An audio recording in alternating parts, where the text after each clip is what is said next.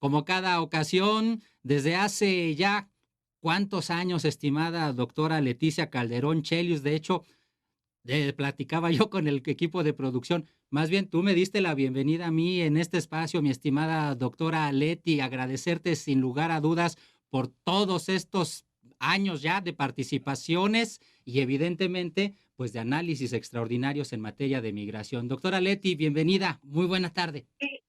Qué gustazo y de verdad sí, y yo creo que fíjate que lo importante de tener unas palabras a propósito del tema migratorio es que dejamos de verlo como algo casual, como algo que de repente, ay, ¿qué pasó? La crisis migratoria o la coyuntura. No, este es un proceso que lo que hemos ido diciendo acá es, va ocurriendo y hay momentos en que hay situaciones de emergencia evidentes que brincan, pero que entonces podemos ver su explicación en un proceso mucho más prolongado. Y aquí es donde se junta, tú ya anunciabas, lo de la reunión que de alto nivel de ejecutivos, de estos funcionarios de Washington que vienen a la Ciudad de México a hablar con el presidente, y hoy mismo habló ya el presidente al respecto, también ahora lo menciono, pero creo que es interesante porque se da justamente en lo que ellos perciben como un incremento, bueno, no lo perciben, lo están viendo, un incremento de personas que están intentando llegar a su territorio, pero que aquí está el detalle, ¿no? Creo que es donde cambia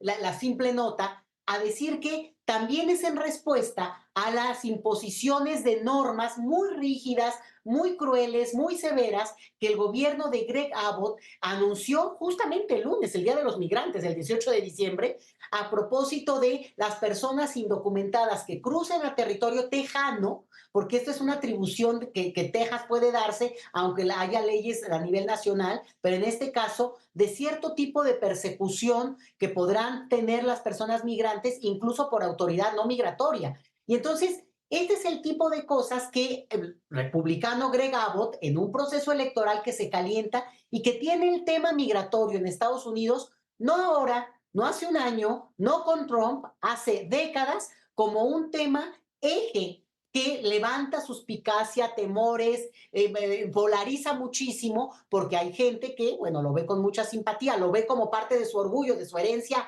identitaria, histórica de Estados Unidos, y hay gente que simplemente lo sigue viendo como una cuestión extra o como una amenaza. Entonces, en esta retórica, los políticos juegan con un político como Greg Abbott de Texas.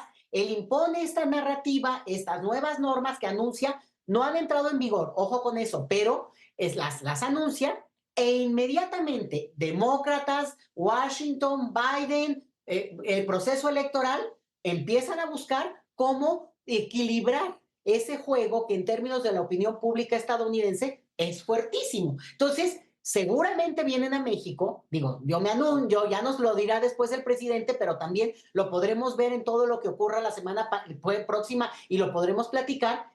Vienen de alguna manera a poner una situación como más rígida al gobierno de México para que México contenga de manera más urgente y masiva, de que por sí lo hace México, en la frontera sur, para que no lleguen, no les vayan a fear su frontera y se vean tanto que es lo que está usando los gobiernos republicanos en contra de los gobiernos demócratas, vamos, ¿no? O sea, esa pugna electoral. Entonces, si lo vemos en ese tono, pues también aquí podemos ver de qué manera México ha tenido una política de contención migratoria, sí, pero y más allá de que coopera, no coopera, que ahí hay una discusión, el punto es que hasta dónde tiene México que respetar de manera irrestricta los derechos humanos de las personas migrantes, ¿no? Que está además en nuestras leyes, en nuestra constitución, donde la detención migratoria es ilegal en este país. Y la otra es que no podría haber, pues, estos detenciones a lo largo del camino, porque hay una presunción, pues, de prejuicio, de discriminación, donde alguien dice, parece migrante. Bueno, ¿quién parece, quién no parece? Pues nos lleva a la peor parte nuestra, nuestro ADN, donde hay un tema de racismo muy claro. Entonces, creo que ahí es donde se ubica este tema de manera más compleja. Vendrán los funcionarios a querer imponer, a querer cerrar un poco más esta cosa de la contención más abajo, que no se vea, que no les llegue tanto, porque en el momento electoral, pues su pugna quieren que sea menos visible en el campo electoral. Pero déjame decirte también algo, que dada la popularidad de Biden, que ha bajado enormemente con el conflicto en Gaza, el conflicto de Ucrania, pues realmente este tema se puede volver para ellos una bomba de tiempo. Y ahí simplemente dejarlo como un tema de, pues, cierta astucia, a pesar de lo que yo puedo y he hablado de manera dura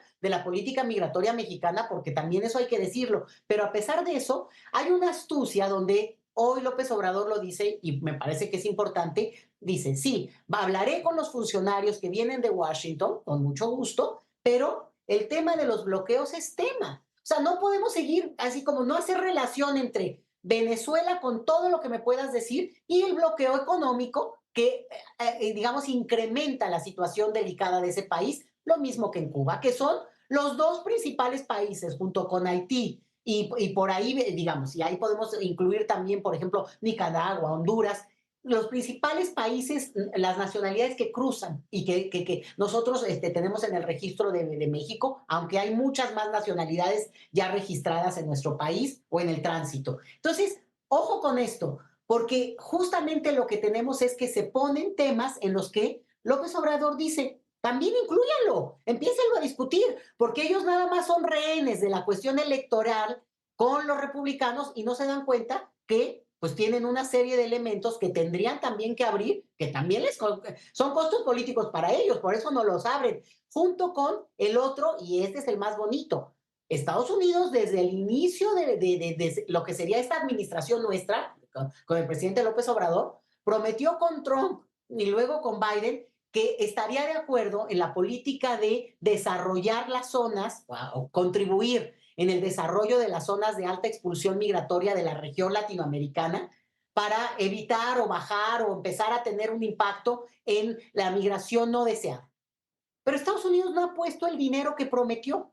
Entonces, pues López Obrador va a aprovechar la oportunidad para decir, bueno, ¿y qué pasó con el dinero, no? Porque al final de cuentas es muy fácil prometer y digamos, vamos que lo sabemos los mexicanos, ¿no? Que nos prometen, pero en este caso ya lo vimos con un presidente republicano, lo hemos visto con un presidente demócrata muy amigo, muy querido, muy simpático con el presidente de México, pero ¿dónde está el dinero que han prometido para algo que ahorita les empieza otra vez a reventar y que en términos electorales es obvio que para ellos es una cuestión que les apremia, pero aquí lo central, y voy a cerrar con esto, son, digamos, la protección, el reconocimiento de que estas personas tienen el derecho a pedir refugio, sea en México o asilo, si deciden hacerlo hasta llegar a Estados Unidos.